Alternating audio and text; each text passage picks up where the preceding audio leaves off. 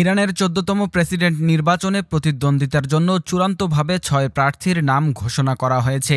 তবে এবারও অনুমোদন দেওয়া হয়নি সাবেক প্রেসিডেন্ট মাহমুদ আহমাদিনেজাদকে। প্রার্থীরা হলেন মাসুদ পেজেশকিয়ান, মোস্তফাপুর মোহাম্মদী, সাইদ জালিলি, আলী রেজা জাকানি, আমির হোসেন কাজীজাদেহ হাশেমি ও মোহাম্মদ বাকের কলিবাফ।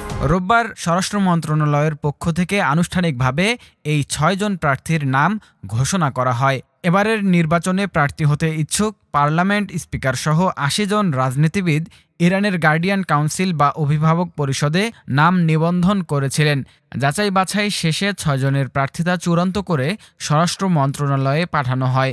এরপরই স্বরাষ্ট্র মন্ত্রণালয় আনুষ্ঠানিকভাবে প্রার্থীদের নাম ঘোষণা করে।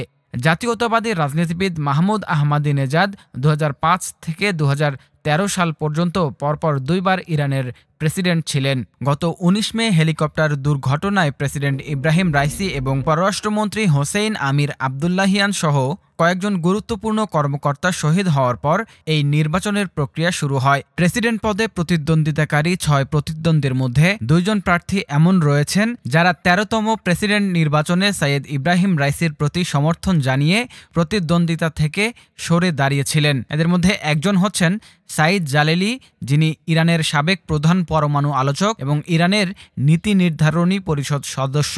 আরেকজন হলেন আলী রেজা জাকানি, যিনি তেহরানের মেয়র এবং সাবেক প্রেসিডেন্ট প্রার্থী। ইরানের সংবিধানের ১৩১ ও ১৩২ নম্বর ধারা অনুযায়ী কোনো প্রেসিডেন্ট মৃত্যুবরণ করলে অথবা দায়িত্ব পালনে অক্ষম হলে সর্বোচ্চ ৫০ দিনের মধ্যে নতুন প্রেসিডেন্ট নির্বাচন করতে হবে। ইরানের স্বরাষ্ট্র মন্ত্রণালয় নির্বাচন আয়োজন ও পরিচালনার মূল দায়িত্ব পালন করে থাকে।